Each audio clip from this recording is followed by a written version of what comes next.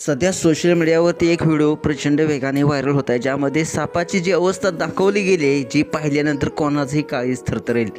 सापाची भीती तर सर्वांनाच वाटत असते, पण या व्हिडिओमधील भीती ही त्याच्या वेदनेची आहे आणि त्या माणसानेच निर्माण केलेली आहे. सोशल मीडियावरती सध्या एका सापाचा व्हिडिओ धुमाकूळ घालतोय, जो केवळ भीतीदायकच नाही तर अंतर्मन हादरवणार आहे.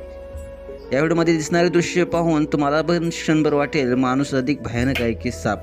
एक साप जो निसर्गाचा अत्यंत शांत आणि संवेदनशील जीव आहे, तो इतक्या वेदनादायक अवस्थेत दिसतो आहे की डोळ्यात अश्रू येतील. हा व्हिडिओ केवळ दृश्य नाही तर आपल्या बेपर्वाईची लाजिरवाणी साक्ष आहे. व्हिडिओमध्ये तुम्ही पाहू शकता की एक साप वेड्यासारखा जमिनीवर इकडे तिकडे पळताना दिसतोय.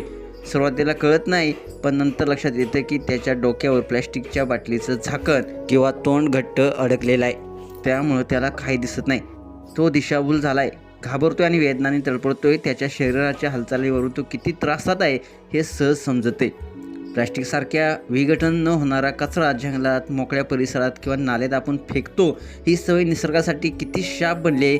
त्या बिचाऱ्या सापाने ना कधी कुणाला त्रास दिलाय, ना कुठली मागणी केली, पण तरीसुद्धा आपल्या चुकीमुळे त्याचं जीवन संकटात सापडलंय.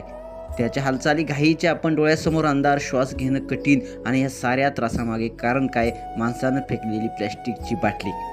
एक व्हिडिओ ज्यात दिसते निसर्गावर माणसाने ओढवलेलं दुःख, असह्य सापाची तडफड.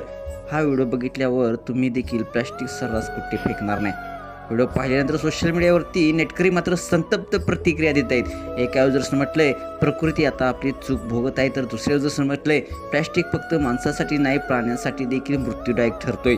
तर तिसरा युजर्स म्हणतोय, हा साप नाही, ही आपली बेफिकिरी तडपडते.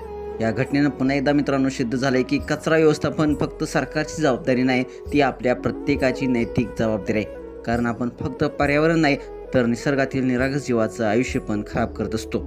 मित्रांनो, हा व्हिडिओ कुठलाही मात्र समजू शकलेला नाही, आणि त्या सापाचं पुढं काय झालं, तो व्यवस्थित सुटलाय की नाही हे मात्र अद्याप समजू शकलेलं नाही. अशाच व्हिडिओसाठी तुम्ही आत्ताचे आपले SS स्पोर्ट्स या चॅनेलला सबस्क्राईब करा आणि अपडेट राहा. धन्यवाद.